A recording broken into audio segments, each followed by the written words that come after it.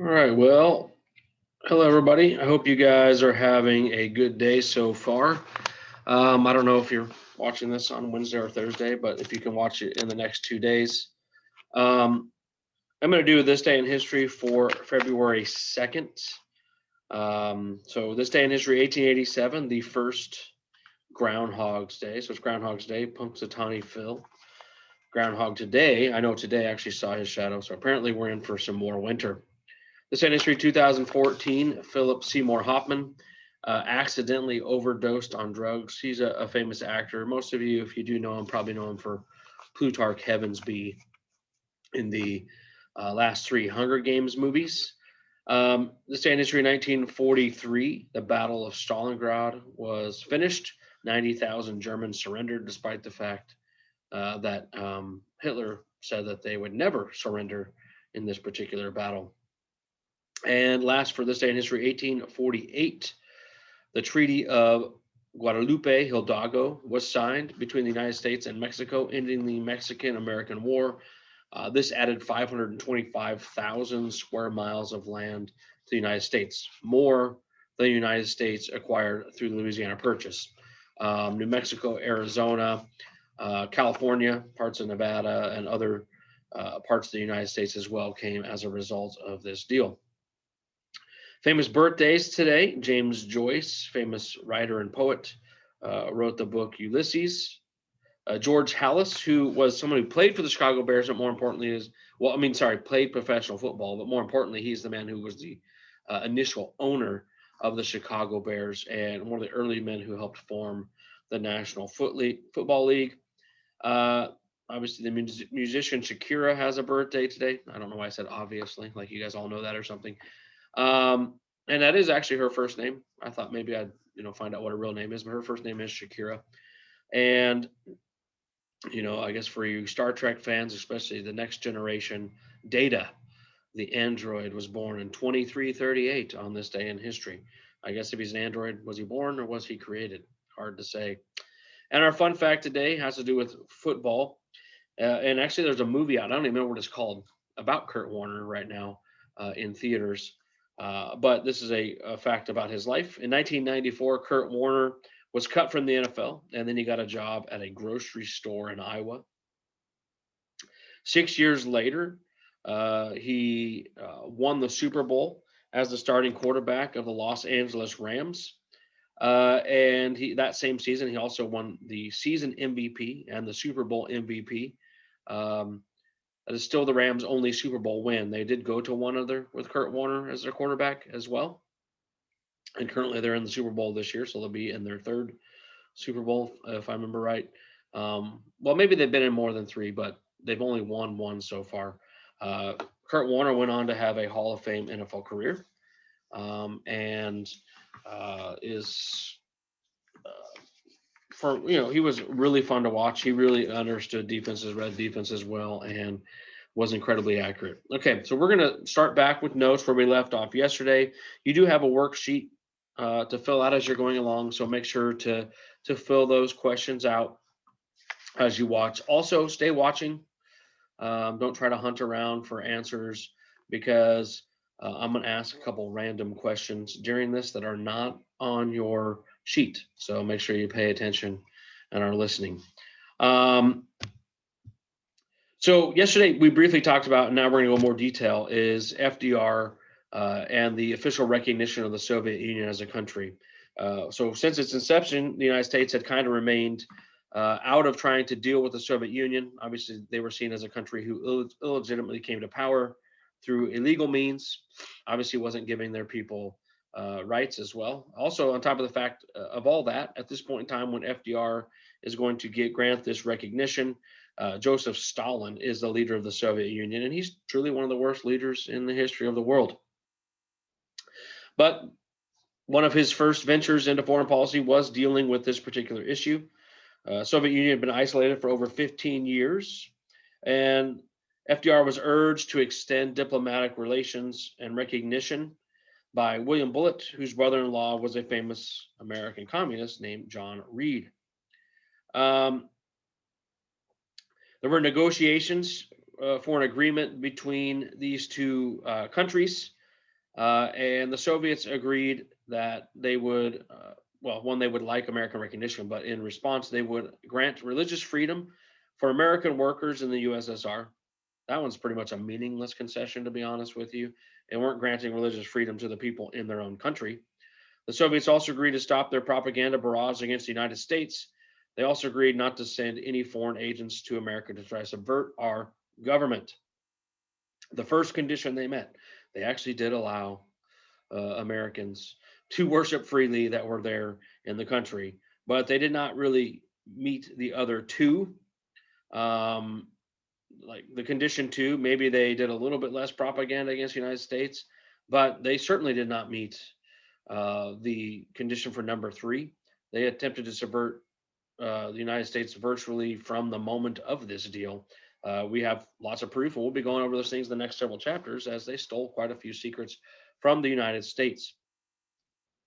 Now, you might be like, why would FDR even consider doing this? Well, it was the promise of vastly expanded trade.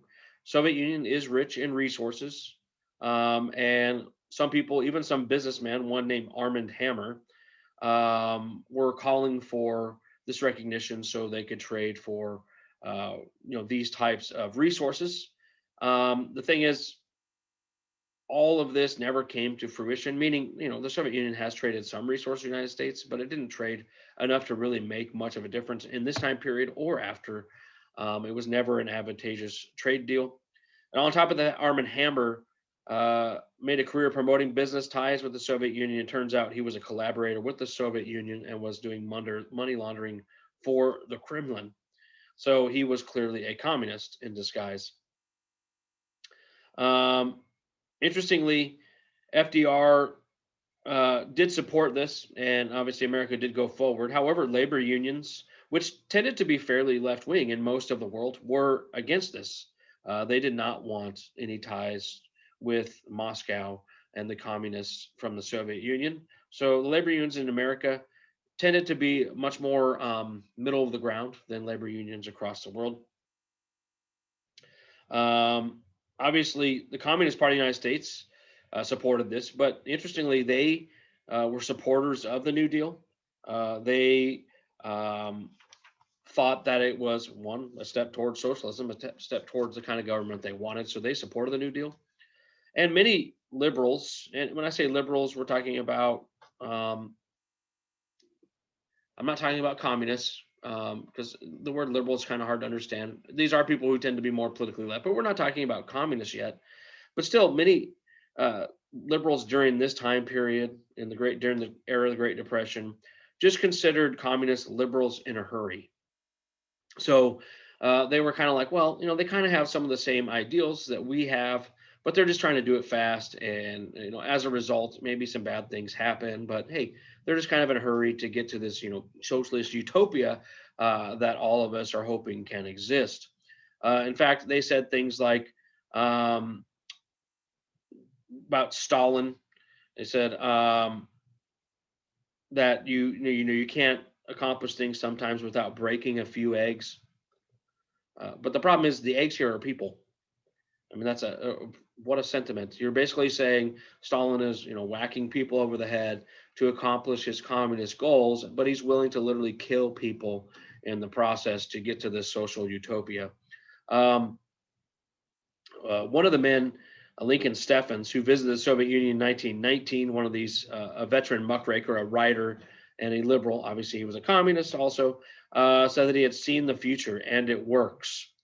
So they clearly didn't see the loss of life and just how terrible conditions were. And even those that had gone there were naive. Maybe they weren't seeing everything, or they were propagandists and not reporting the truth. So for some reason, my slideshow is not working here. Let me see. There we go. All right. So although FDR was able to do most of what he wanted with the New Deal, he did face some opposition. Not everybody was on his side.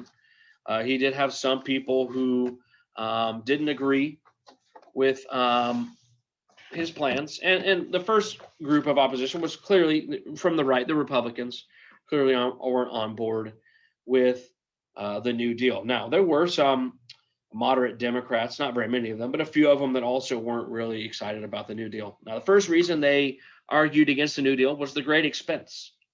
The government was spending billions of dollars to support these various organizations and programs, and putting the government more and more in debt. Also, a lot of them weren't very excited about the increased regulation on American businesses and the corresponding loss of freedom as a result. And for them, it tended to look to them kind of socialistic, as it was more government control of business. And you think about it, uh, the economy's not working well. You're putting more regulations on business, making it more difficult for them to function. That makes it harder for them to kind of recuperate and rebuild during this time period of financial crisis. The other argument is, did the New Deal actually bring recovery? Now we're still talking about 1934, 35, going into 1936, because we're going to talk about the reelection of FDR by about around the end of this session today. But by 1934, 35, 36, I mean, unemployment had gone down, but it never got to a really good level. And I'm saying not even close to a good level.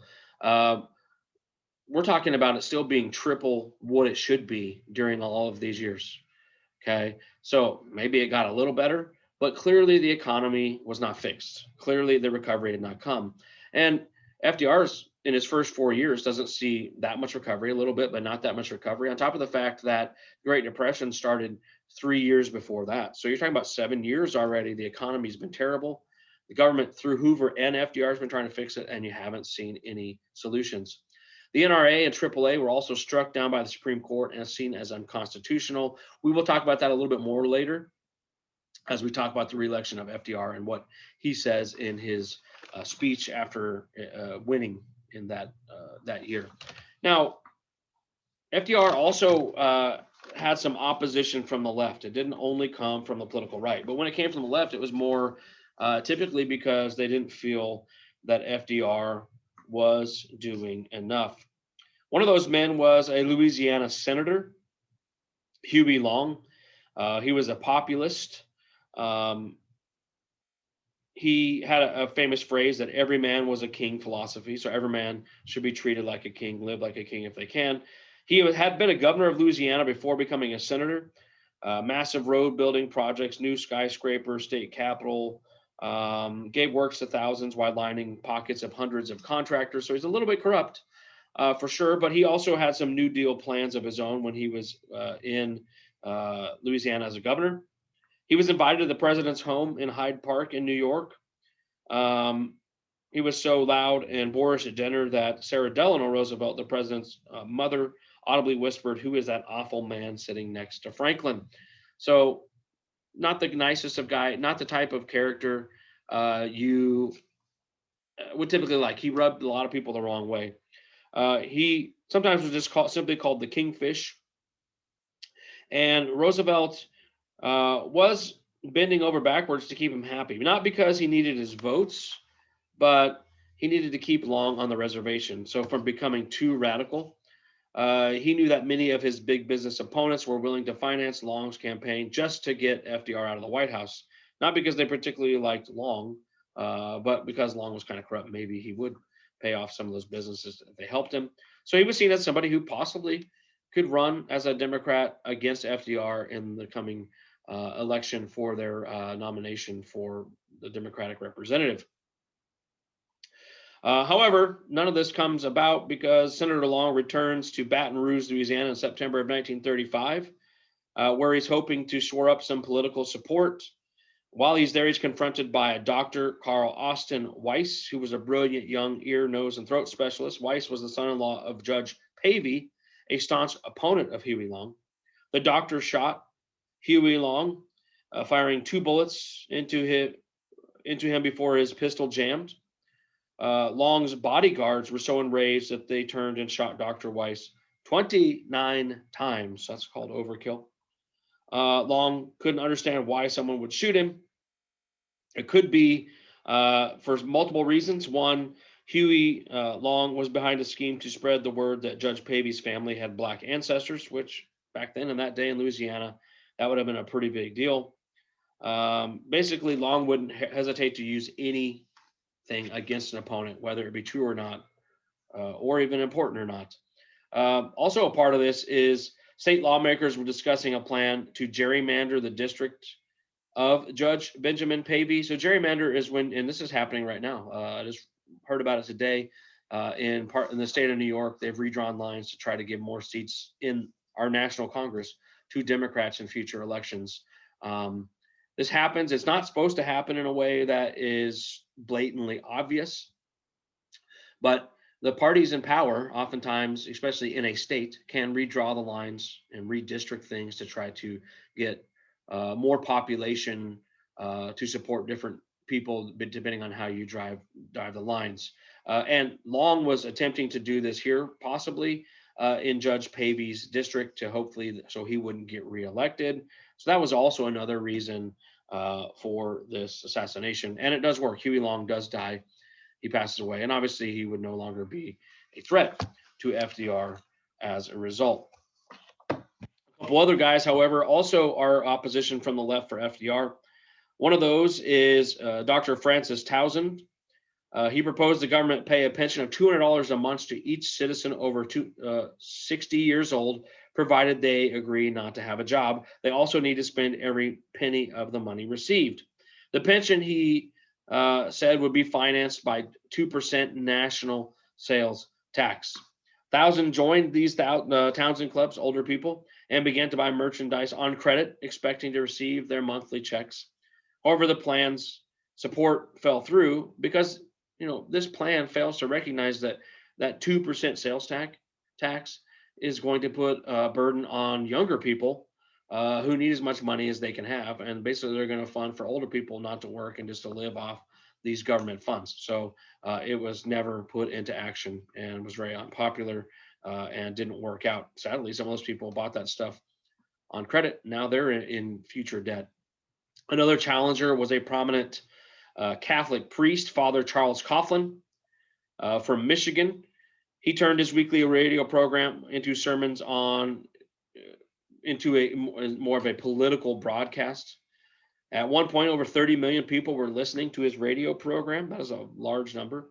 In 1934, he was giving a speech on his radio program, and he talked about the pagan god of gold and suggested that they should coin large amounts of silver and inflate the money supply.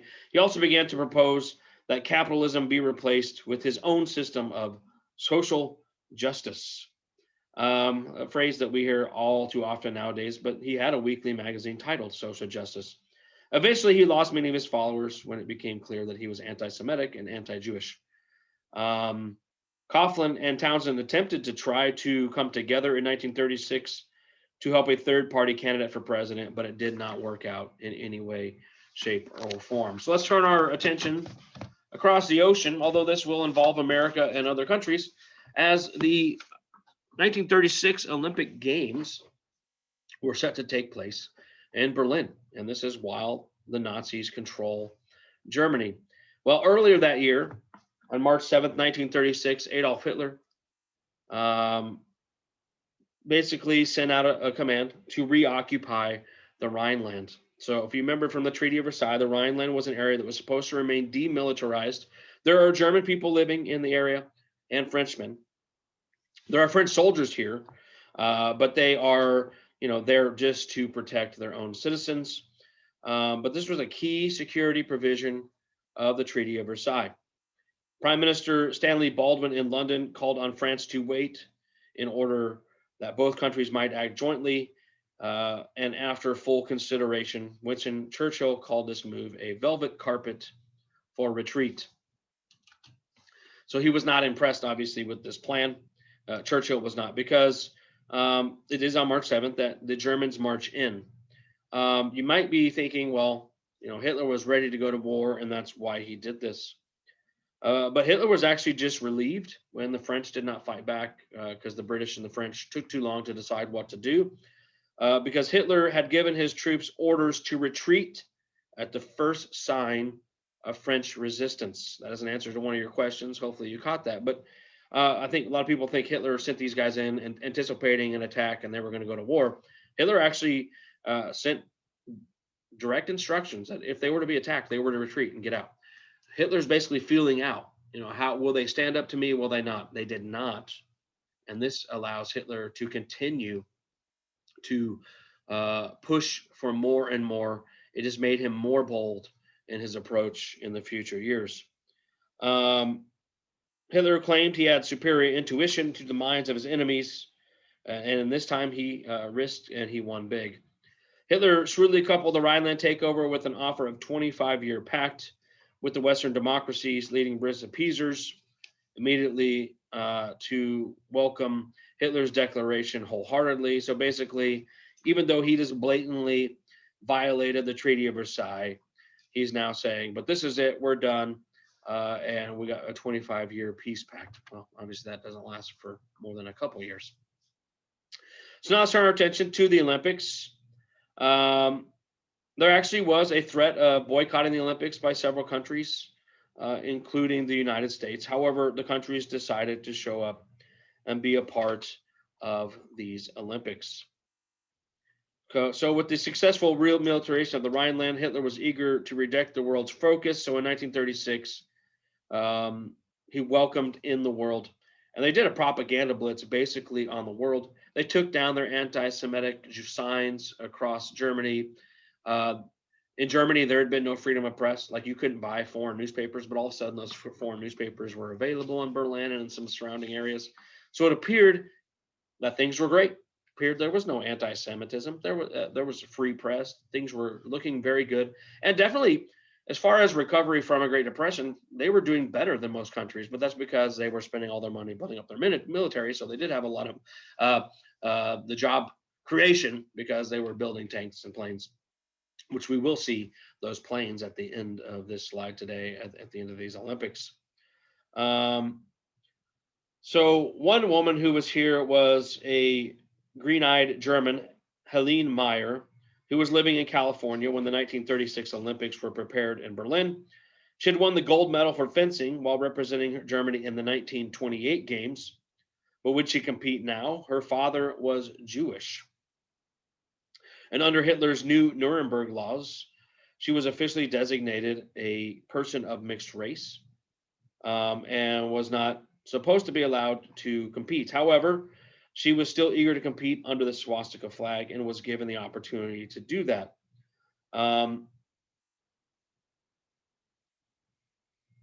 She actually was not for boycotting the games, despite the fact she was living in America, because she wasn't as free in Germany as she would like to. She said politics must not be brought into sports. And she went on and competed and won the silver medal in fencing for Germany, for the fatherland, a country that, months before had basically passed laws saying that she was not even to have normal rights in Germany. But here she is winning a medal. She even put up an arm, giving a stiff Heil Hitler in salute after she won. Jesse Owens competed for the United States, but this is an interesting story from an American standpoint. America had Jewish competitors. Two of those were Marty Glickman and Sam Stoller. They were supposed to race in a relay race for the United States, but to appease Hitler, the coach of the United States team replaced those men with Frank Metcalf and Jesse Owens and had them run in their place. Jesse Owens actually said, "Coach, I have won my 3 gold medals." Don't answer your question yet on how many gold medals Jesse Owens did, because he's going to compete in this event as well. So we'll see if he won another one. But he said, "I have won races. I set out to win. I am tired. I am beat. Let Marty and Sam run." So Jesse Owens is saying, let these Jewish guys run. This is wrong of us to kind of not let them run. But the coach does not relent, and Jesse Owens ends up running in this relay race and wins his 4th gold medal. So he won 4 gold medals in the 1936 Olympics. Owens won a lot of fans and friends wherever he went. A lot of people were singing his praises in Germany. Hitler, already having made up his mind to stop shaking each Olympic gold winner's hand, was then asked by an aide if he wanted to make an exception for Jesse. Hitler shouted at him, "Do you really think I will allow myself to be photographed shaking with a Negro. That was Hitler's exact phrase.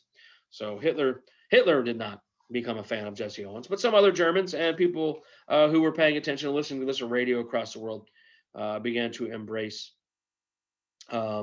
Jesse Owens. And interestingly, side note, I like to put these side notes in. Jesse Owens was a lifelong Republican, and FDR also never shook his hand. Even after all these victories, FDR didn't go out of his way to shake his hand. Now, I'm not saying FDR was a racist, because I don't think he was a full racist, but he also didn't go out of his way to make Jesse Owens feel welcome. Interestingly, in some ways, even though it was because Germany was hiding a lot of what was going on, Jesse Owens was better received in his country sometimes than he was in the United States, where there was still segregation. At the end of these games, the Luftwaffe was unveiled for the world to see. And this was obviously another slap in the face of the Treaty of Versailles. And the world did not respond by doing much. Charles Lindbergh and his wife Anne were there as guests of Adolf Hitler. They weren't Nazis, but he had come as official guest to look at this new Air Force. He was impressed by the advanced state of the German aeronautics. He also said that the Germans appeared ordered and disciplined. The German press was not permitted to pester him and his wife. And he found the atmosphere very friendly, people very congenial, and the press was under control, which was good because typically there was so much press around Lindbergh that was very bothersome. So this gave the appearance once again to that Germany was also just more kind to him than the United States. Now, Lindbergh was not anti-American in any way, shape, or form, but at the same time, Hitler went out of his way to impress Lindbergh, and the impression worked pretty well. And Lindbergh came away pretty impressed with what was going on. Now, as we go into the re-election of 1936, the election of FDR is not assured. Now, we know the results today. So I think we look back and say, well, of course he was going to win. And trust me, he does win in a massive landslide. But going into this year, people weren't guaranteed. I mean, unemployment was still at 16.9%. You hadn't seen a not even close to a full recovery. So I've said it before. You want your unemployment to be 4 to 5%. That's a more normal number. It's where you're pretty happy if you're at that area. This is 16.9. So we're talking 3 to 4 times as high as what you want it to be. Now, late in 1936, things were looking up a little bit. You did see some growth. More jobs were being created, but it's still, like I said, not nearly where it should be. The Republicans decide to run Alf Landon, who was the governor of Kansas. Now, the reason they ran Alf Landon is simply because in the midterm elections of 1934, 7 Republican governors were up for re-election. Alf Landon was the only one who won re-election. Landon also, despite being a Republican, had supported much of the New Deal. So he was more progressive for a Republican, not very conservative. Now, this next thing is more just funny, but there was a suggestion to have, as a vice presidential candidate, a senator from New Hampshire named Styles Bridges. But they actually turned this down at the Republican National Convention simply because, well, what if then the slogan is Landon Bridges falling down? So instead, they chose a former Rough Rider and a Republican also who endorsed Social Security Act of FDR, Frank Knox. So they clearly weren't trying to appeal for this election to the more conservative side of the Republican Party. Instead, they were trying to move to the center, appear like even though they're Republicans, they are more on board with much of the New Deal than would have been thought. For FDR, he felt he had a rendezvous with destiny, that this generation of Americans was called on to, rise up to the occasion, to take the reins, and that he was the man to take them forward in that path. Okay, and in a pretty respected poll Literary Digest did a public opinion poll in which they predicted that Landon would win. They even called it a Landon slide. They thought he would win actually fairly easily. And this is a poll right before, not the day before, but just in the weeks leading up to the election. So, like I said, people going into this, they didn't know for sure FDR was going to win because of this poll, especially kind of pointed out maybe Landon has a chance. Now you can see the bottom here; it's a landslide. So you might ask, how could this poll be so wrong? Well, here is how they did this poll. They did it over the phone, and the list they used of the people they were calling were people that had automobile registrations. So that means they did not call anybody who didn't have an automobile. On top of the fact that there also were people that didn't have telephones in period. So they weren't taking into account any of the poorer people in America at this point in time.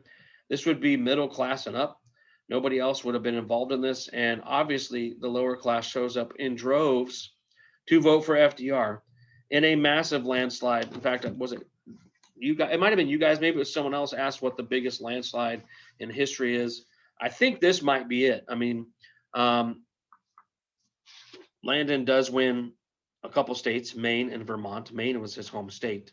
I'm sorry, Maine was a state that was pretty loyal to him, but because he was from Kansas, but just Maine and Vermont. Now, so as far as electoral votes, I think this is the biggest landslide. Reagan in '84 does his opponent gets 10, but he only loses one state, but he loses DC because if you're a Republican, you can't win DC. So there's a map of what it looks like. Huge numbers, obviously, for FDR. And this obviously, by winning in a landslide, FDR feels like going forward. This means he has a mandate from the American people to choose to do what he wants. Briefly look at this map and how it's different than what it is today. California has the most electoral votes still, even though people are moving out. Then Texas, then Florida will now be ahead of New York. They were tied this last election at 29. I know here it's 47 and 7, but New York's lost a lot since this time period. This is more about percentage of population, though, not total population, but percentage of population compared to the United States. Pennsylvania has definitely gone down as well in those numbers. So we're definitely seeing some changes, and we're going to see some drastic changes in the coming years with a lot of mass migration out of New York and California to states like Texas, Florida. Tennessee's also grown quite a bit in the last year or the last year and a half or so.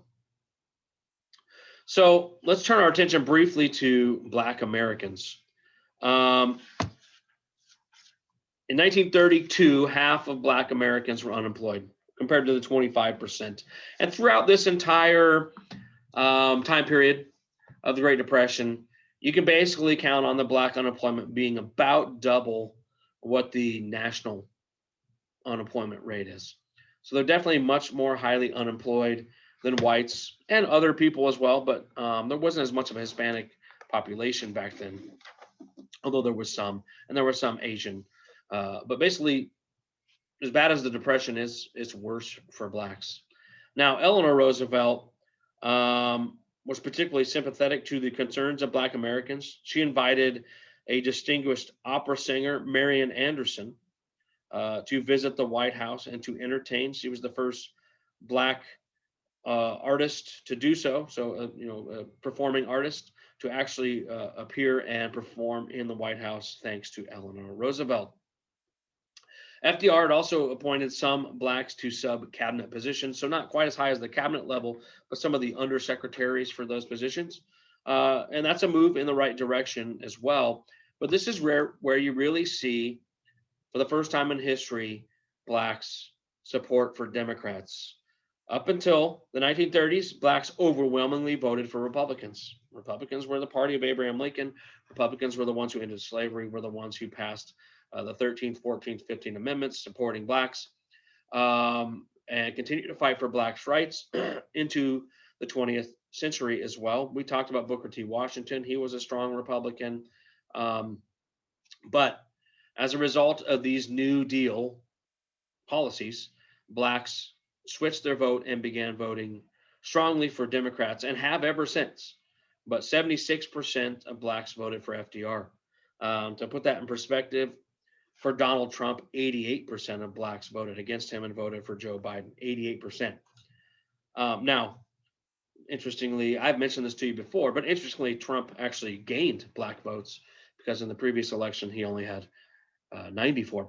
So he actually gained 6% more black votes. And we may see this change in the future. I don't know. We'll see. But basically, for the Democrats, due to FDR and his policies, there was a new voting coalition, the Catholic, Jews, and blacks, and obviously also just your general Democrats were now voting in one block together. To this day, blacks and Jewish people tend to still vote Democrat. There are some exceptions, obviously. Catholics tend to be a little bit more 50-50. I think if you're a pretty devout Catholic, you definitely don't vote because the Catholic stance on abortion is pretty clear that they're pro-life, very pro-life. But Biden claims to be a Catholic, so I'm saying they definitely are Catholics who vote Democrat either way. This will be the last slide we will do. I do want you to answer a random question, and I still will have one more question at the end, so pay attention to the end. Question that's a random one. Just add this to something I want to know about. Answer, who is your favorite athlete? If you don't like sports, maybe say your favorite actor or actress, or maybe it's a musician or singer or whatever it is. Just answer one. Don't do an athlete and an actor and actress and a singer. Pick one of those and just tell me that just for fun on there, just making sure you're paying attention. So here, like I said, last bit of information we're going to cover here on this idea. So FDR gets reelected. He had already had the NIRA, the National Industrial Recovery Act, struck down 9-0 by the Supreme Court. Now, the Supreme Court in general was more Republican and conservative. However, there were Democrats and people who were fans of the big deal on the Supreme Court, but they still all agreed that this was basically a huge move towards socialism and government control of business. The AAA, which was started to help farmers, was also struck down 6-3.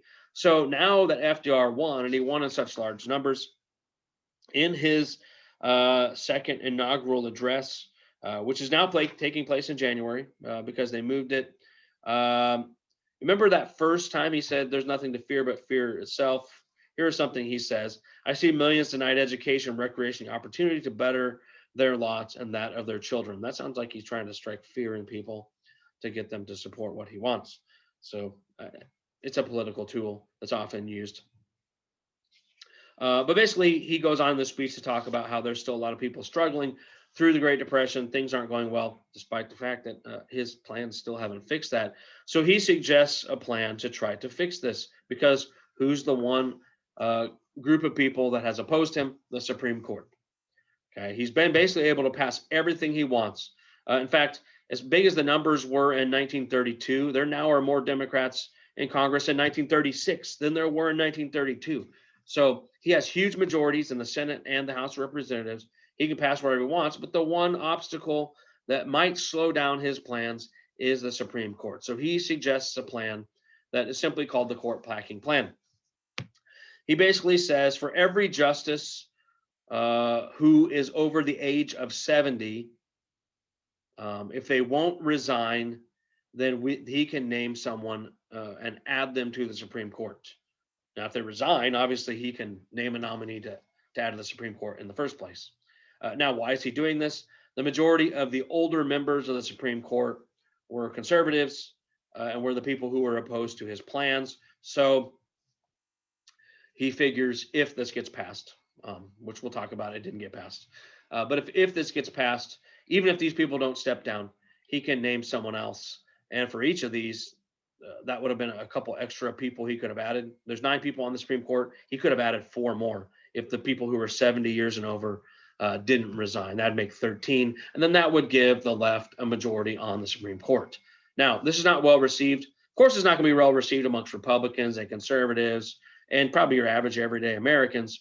But it wasn't even well received from some of his Democratic colleagues who were like, wow, we do have the Constitution. This sounds like a big overreach of power. In fact, I know your final question is about this court packing plan and how it was a government overreach of power. But think about how our Constitution was set up: separation of powers, checks and balances. Okay. If he is able to pass this plan, then the president will always have power over the Supreme Court. The executive branch will always be able to do whatever they want without any check to their power. The separation of powers would kind of be gone. So that check and balance would be gone, because the Supreme Court's job is to keep in check other branches of government that can get out of control, whether it be the legislative or executive branch. Which in some ways, this is keeping both in check, because even though they were FDR's plans, they were passed by Congress. Now, like I said, not well received. However, even though it wasn't well received, the Supreme Court, as it held with the conservative majority, did not strike down the Social Security Act, but kept it in place, although some people were calling for it to be gotten rid of. However, eventually these older justices do start resigning or dying off, and FDR is going to serve a couple more terms, and he's able to name a lot of replacements, and eventually he also controls the Supreme Court. But like I said, this plan was not well received by those,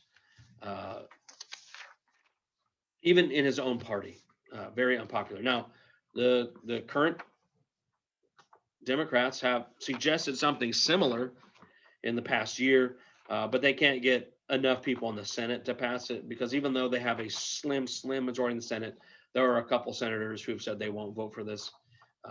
Granted, honestly, if you believe what the Constitution teaches, okay, and the separation of powers and checks and balances, if you believe that, you 100% should never, ever support any court packing plan, no matter what. Would I love if we could just appoint a bunch of conservatives and just pass everything we want? Sure. But that is a serious breach of the check on power, which I think is great in our country. We need that check on power. I don't suggest we do it even as Republicans. We don't pack the court. You keep it at 9 members, and as times come, you can replace people or not. Okay, so before we sign off, I have one more question I want you to answer on your assignment before you hand it in. Now, you don't have to email this to me. You can actually just hand it in to me on Monday when we resume classes. I am pretty positive we won't have class on Friday, because the weather's supposed to be worse tonight, and tomorrow it'll be so cold I don't see it stopping. So we probably will have another video on Friday. It'll be shorter though. It won't be nearly this long. But the last question I want you to do is look up someone who has a birthday, a famous person who has a birthday tomorrow, put their name on there, and then write a 1-sentence description of who that person is, which basically isn't why they're famous or whatever. If you want to write more than 1 sentence, you can, but you just need to do 1 sentence, something simple. Okay, so we're going to sign off. I hope you guys are doing well. I know you're enjoying sleeping in, and like I said, pay attention. I probably will be sending something back out to you on Friday to watch another quick video. It'll be quicker this time though, and won't take as long. Guys, have a great day.